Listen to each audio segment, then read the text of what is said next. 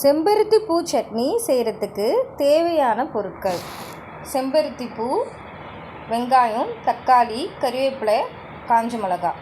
செம்பருத்தி பூவில் இருக்கிற நடுவில் இருக்கிற அந்த காம்பை மட்டும் எடுத்துகிட்டு செம்பருத்தி பூவை நல்லா வாஷ் பண்ணி வச்சுக்கோங்க.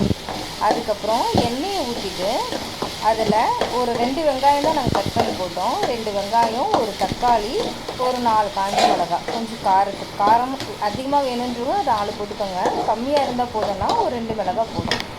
கொஞ்சம் கறிவேப்பிலையும் போட்டு நல்லா அதை வதக்கிடுங்க. நல்லா வதங்கட்டும். நல்லா வதங்கின பிறகு நீங்கள் கேஸை ஆஃப் பண்ணிவிட்டு செம்பருத்தி பூவை போட்டுக்கோங்க.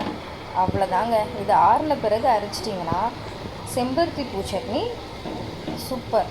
நீங்கள் அதை யாருக்காவது கொடுத்தீங்க அப்படின்னா கூட மஞ்சத்தூளும் கொஞ்சம் போட்டுக்கோங்க. நான் சொல்லலை, நீங்கள் அதை யாருக்காவது கொடுத்தீங்க அப்படின்னா கூட செஞ்சு இதை செம்பருத்தி பூ சட்னின்றதே சொல்லவே மாட்டாங்க. அவ்வளோ டேஸ்ட்டாகவும் அவ்வளோ சூப்பராகவும் இருந்தது. நாங்கள் இதை ஒரு ஆப்பம் செம்பருத்தி சட்னி அப்படி செஞ்சு சாப்பிட்டோம். சூப்பராக இருந்தது. செம்பருத்தி பூ எவ்வளோ நல்லதுன்றது உங்களுக்கே தெரியும். நீங்கள் இதை குழந்தைங்களுக்கு, பெரியவங்களுக்கு, நம்மளும் சாப்பிடணும். லேடிஸ் முக்கியமாக கண்டிப்பாக சாப்பிடுவாங்க. ரொம்ப நல்லது. நெக்ஸ்ட் வீடியோவில் இதே மாதிரி ஒரு இன்ட்ரெஸ்டிங்கான வீடியோஸை நம்ம பார்க்கலாம். பாய்.